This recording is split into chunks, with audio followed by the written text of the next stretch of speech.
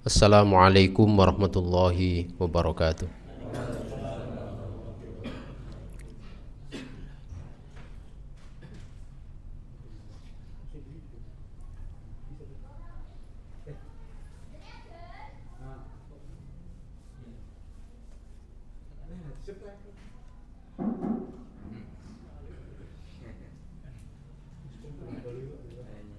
Subhanallah walhamdulillah wa la ilaha illallah wallahu akbar.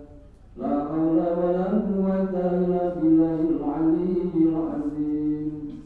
Allahumma shalli ala sayyidina Muhammad wa ala ali sayyidina Muhammad. Allahu ya karim.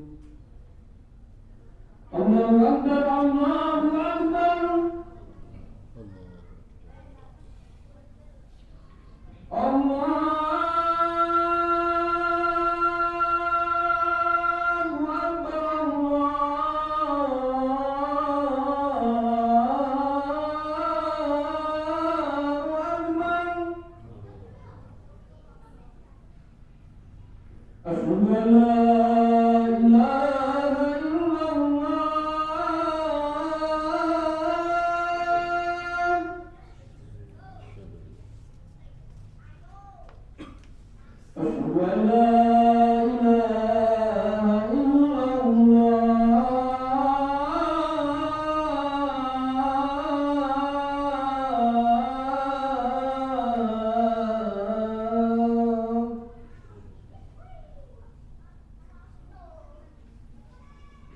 Asyhadu anna Muhammadar Rasulullah.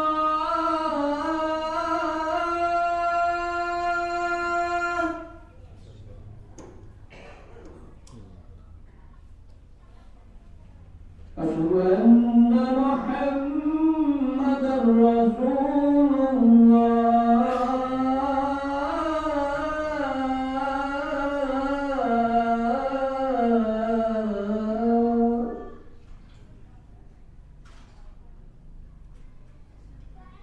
Hayya 'alal falah.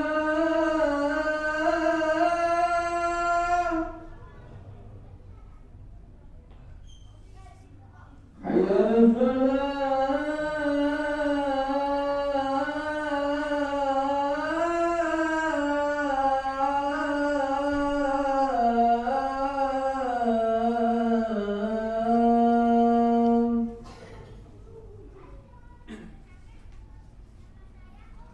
Hayya 'alal falah.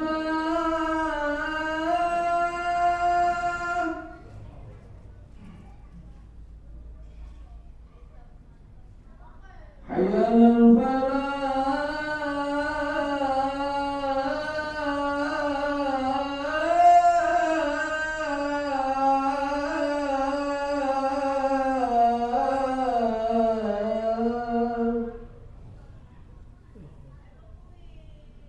Allahu Akbar, Allahu Akbar. La ilaha illallah.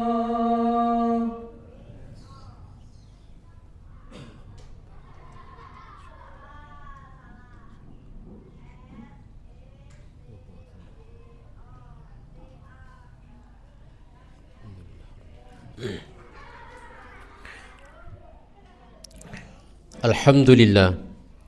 Alhamdulillahil malikid dayyan.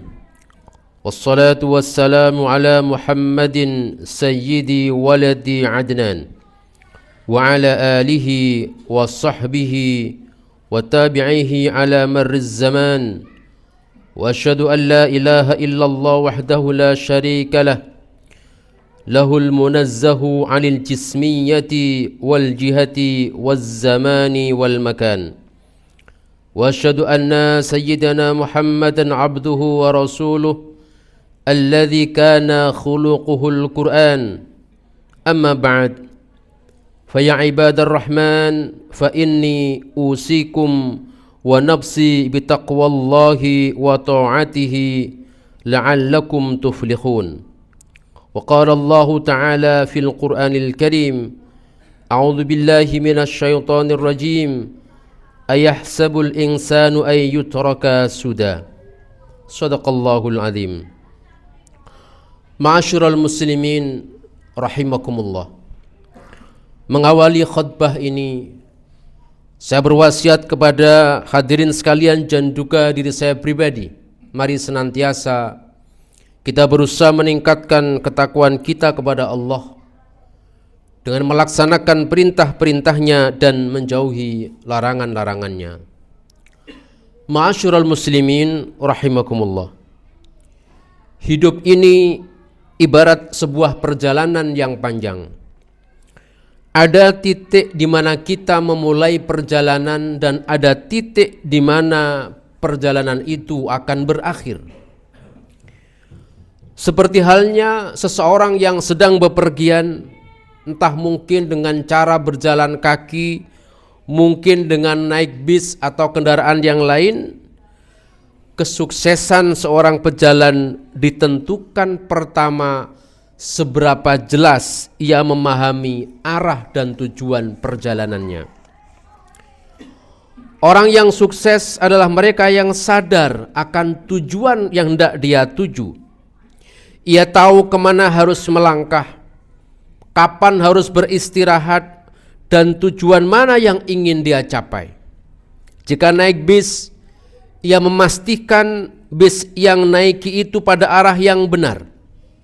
Jika berjalan kaki, ia memilih jalur terbaik agar tidak tersesat. Sebaliknya, mereka yang tidak punya tujuan akan berjalan tanpa arah, mungkin berputar-putar hingga melelahkan, dan bahkan mungkin dia akan tersesat. Bukan mungkin perjalanan yang sulit, tetapi karena tidak tahu kemana arah yang hendak dituju. Dalam hidup, kesuksesan bukan sekedar tentang bergerak, tetapi bergerak pada arah yang benar. Kita mungkin sama-sama sibuk, sama-sama bekerja, sama-sama berusaha. Tetapi jika tujuan tidak jelas, boleh jadi seperti orang yang naik bis tetapi tidak tahu tujuan yang hendak ia capai. Ma'asyiral muslimin rahimakumullah.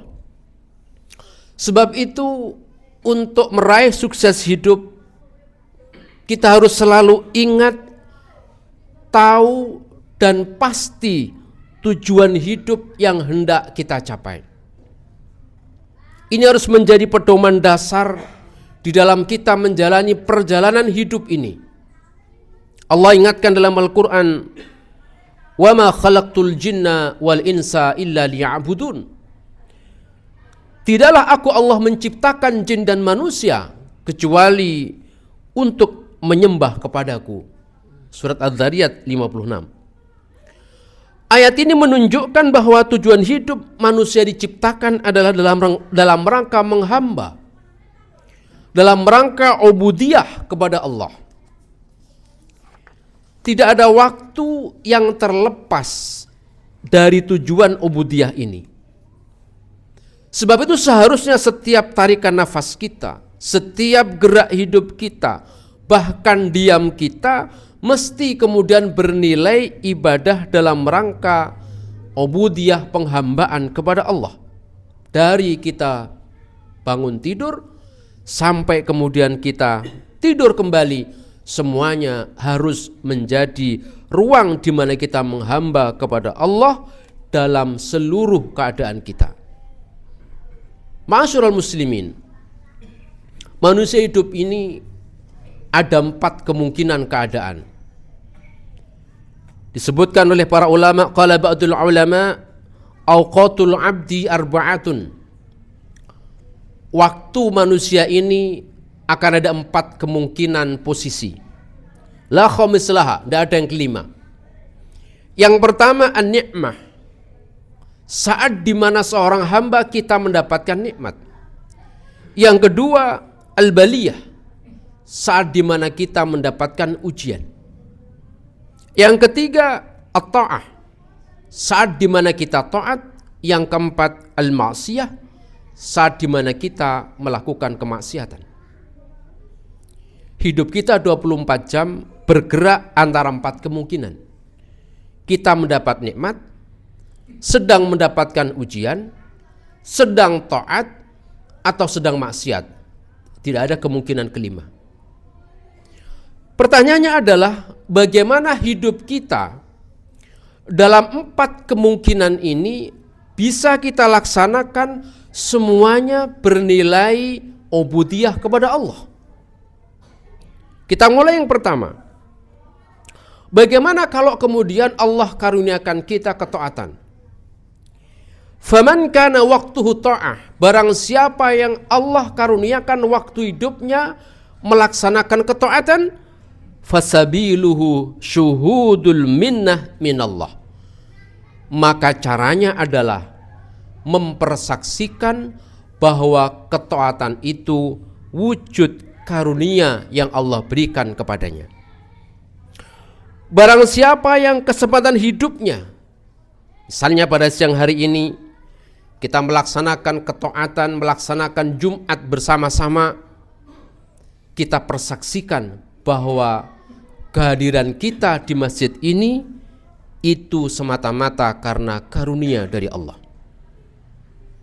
Karenanya kemudian ketika kita melaksanakan ibadah, apakah itu sholat, berzikir, mungkin membaca Quran, thalabul ilmi, bersedekah, dan berbagai macam jenis amal kebaikan lainnya, karena menyadari itu adalah karunia dan nikmat, sepatutnya kemudian kita bersyukur. Meskipun mungkin amal kita sedikit, meskipun mungkin amal kita jauh dari kesempurnaan, kita berterima kasih, merasa bahagia karena Allah telah memilih kita menjadi hamba-hambanya yang bisa melaksanakan ketaatan. Kita ditakdirkan bisa sholat, menghadiri Jumat siang hari ini, itu nikmat yang luar biasa. Karena ada sebagian di antara umat Islam yang tidak mampu melaksanakannya. Kita yang mampu membaca Al-Quran, mau membaca Al-Quran, itu nikmat yang luar biasa. Meskipun mungkin kita membacanya belum tentu semuanya baik sesuai dengan standar tajwid. Bahkan mungkin kita juga membaca tapi tidak paham maksudnya apa. Semua adalah karunia yang Allah berikan. Sebab ada orang-orang yang bahkan membaca pun tidak bisa. Ada yang mungkin bisa tetapi tidak mau melakukannya. Sebab itu semua bentuk ketaatan yang kita lakukan harus kita sadari itu adalah karunia dari Allah, dan karenanya sepatutnya kita berbahagia, kita bersyukur karena kemudian Allah pilih menjadi hambanya yang mampu melakukan ketaatan. Jangan hanya melihat ketaatan dari sisi negatif dan kurangnya. Misalnya sholat, kalau ditanya apakah sholat kita khusyuk, kita mungkin menjawab kayaknya banyak yang tidak khusyuk. Kalau kita baca Quran apakah paham? Mungkin banyak yang tidak paham. Kalau orang kemudian hanya melihat dari sisi negatif atas sebuah ketaatan, maka kita akan digiring oleh setan untuk kemudian menjadikan amal taat itu sendiri sebagai masalah. Lalu kita akan mengatakan, untuk apa gunanya sholat kalau tidak khusyuk? Untuk apa gunanya baca Quran kalau tidak paham? Lalu kemudian orang akan menjauh karena menganggap ketaatan itu menjadi bagian dari masalah dalam hidup kita. Tidak ada rasa syukur, yang ada adalah mengeluh dan melihat sisi kekurangan. Maka mari kita semua atas nikmat ketaatan itu kita hadirkan rasa bahagia dalam diri kita. Kita bisa Jumatan, alhamdulillah bahagia. Bahwa Jumatan kita belum sempurna, mari kita sempurnakan. Bertolak dari rasa syukur, kita sempurnakan. Bahwa kita sholat mungkin tidak khusyuk, mari kita sempurnakan bertahap, tetapi dengan rasa syukur yang mendalam atas karunia yang Allah berikan. Para ulama mengingatkan, qalilul amal, sedikit amal, tetapi ma'asyuhud al-minnah minallah, disertai dengan kesadaran amal itu adalah karunia dari Allah, dan karenanya kita bahagia dan bersyukur, khairun min katsiril amal, itu lebih baik ketimbang amal yang banyak, ma'asyuhudit taksir, tetapi selalu melihat amal dalam cara pandang kekurangan.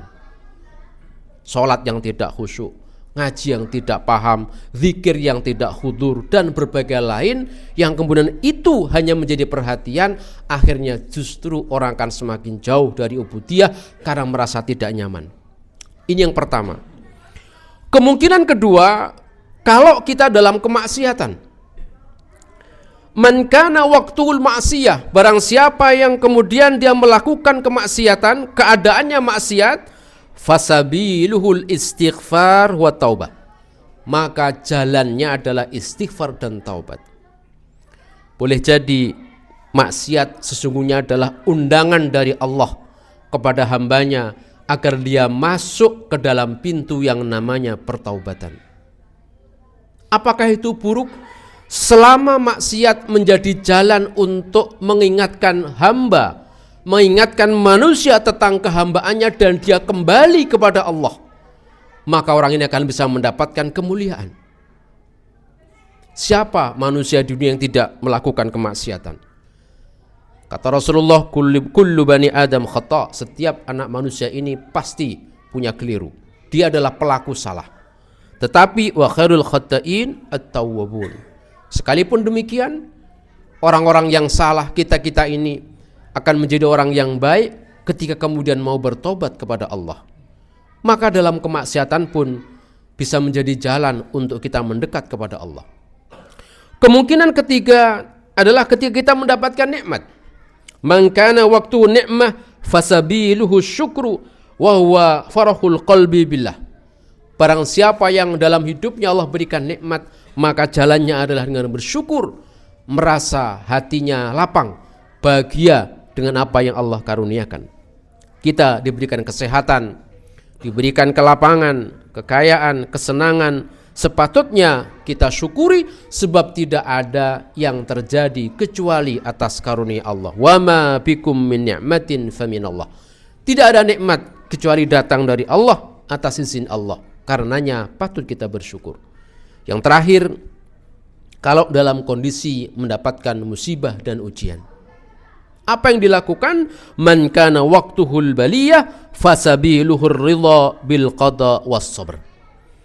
Barang siapa yang dalam hidup Allah tempatkan dalam situasi ujian, situasi sulit, situasi sempit, maka cara kita ubudiyah melakukan kehambaan kepada Allah adalah dengan cara ridho atas ketentuan yang Allah berikan, ridho atas qada, dan kita bersabar ketika kita datang ditimpa oleh sakit, tertimpa bencana, menghadapi kesulitan.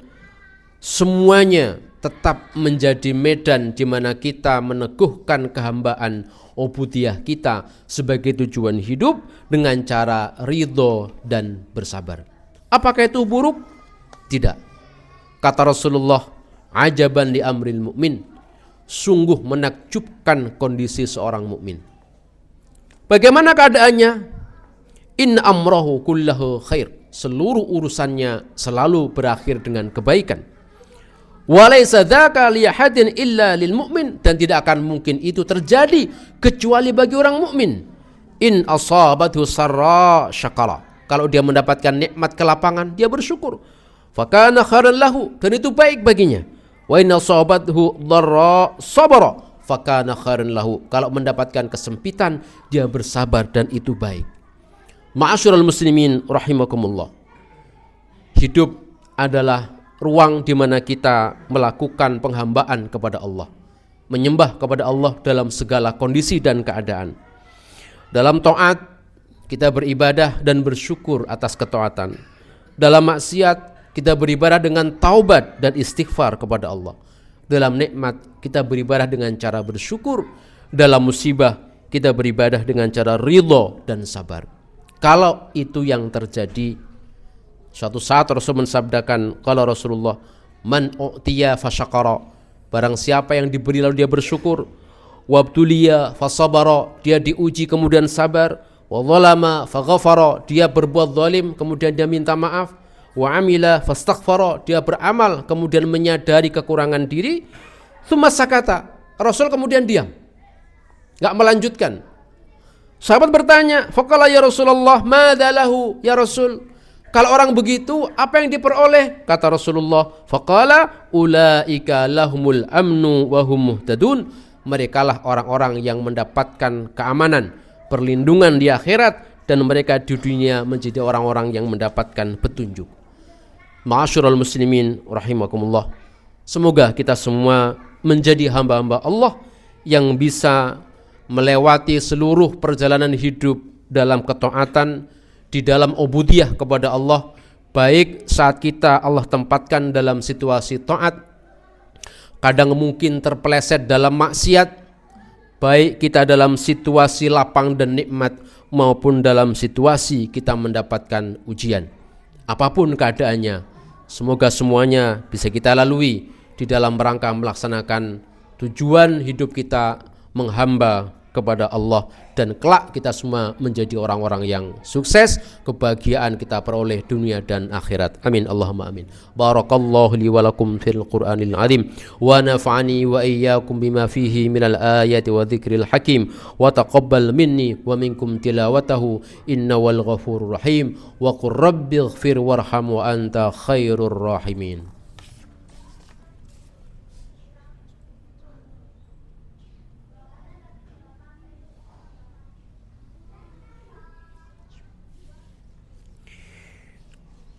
Alhamdulillahi wa kafa wa usalli wa usallimu ala sayyidina Muhammadin al-Mustafa wa ala alihi wa ashabihi ahli al-wafa. Asyhadu an la ilaha illallah wahdahu la syarika lah wa asyhadu anna sayyidina Muhammadan abduhu wa rasuluh.